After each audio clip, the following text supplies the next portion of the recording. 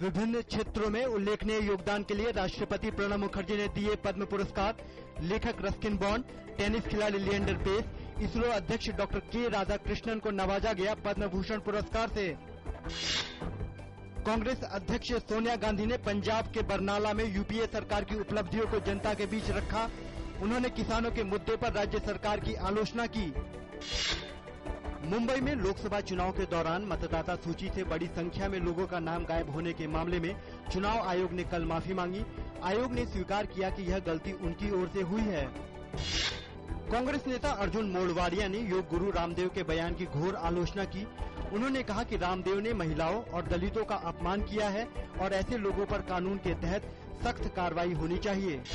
रामदेव के बयान का भाजपा नेता रामेश्वर चौरसिया ने किया समर्थन। उन्होंने कहा कि आजादी के इतने सालों बाद भी महिलाओं और दलितों का उत्थान नहीं हुआ है।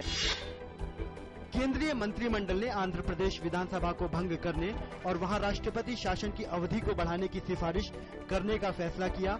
मंत्रिमंडल की कल शाम प्रधानमंत्री डॉक्टर मनमोहन सिंह की अध्यक्षता में हुई बैठक में यह फैसला किया गया। इराक की राजधानी बगदाद में एक शिया राजनीतिक दल की चुनावी रैली में शुक्रवार को 2 बम विस्फोट हुए, जिनमें 33 लोगों की मौत हो गई और 59 लोग घायल हो गए।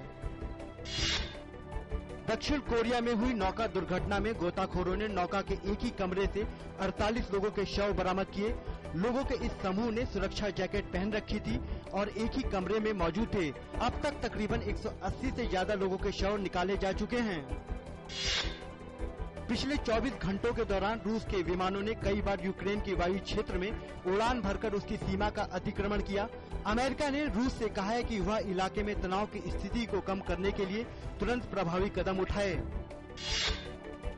समूह 7 देशों के नेताओं ने पूर्वी यूक्रेन को अस्थिर बनाने के रूस समर्थित प्रयासों पर गहरी चिंता जताते हुए कहा कि उन्होंने मॉस्को पर अतिरिक्त प्रतिबंध लगाने का फैसला किया है।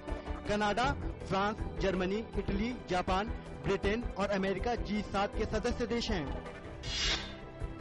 अफगानिस्तान के चुनाव आयोग की तरफ से राष्ट्रपति चुनाव के प्रारंभिक नतीजे आज घोषित किए जाने की उम्मीद है। अफगानिस्तान में राष्ट्रपति का चुनाव 5 अप्रैल को हुआ था। प्रारंभिक नतीजे 24 अप्रैल को ही घोषित किए जाने थे, लेकिन शिकायतों को देखते हुए इसे 2 दिन के लिए टाला गया था।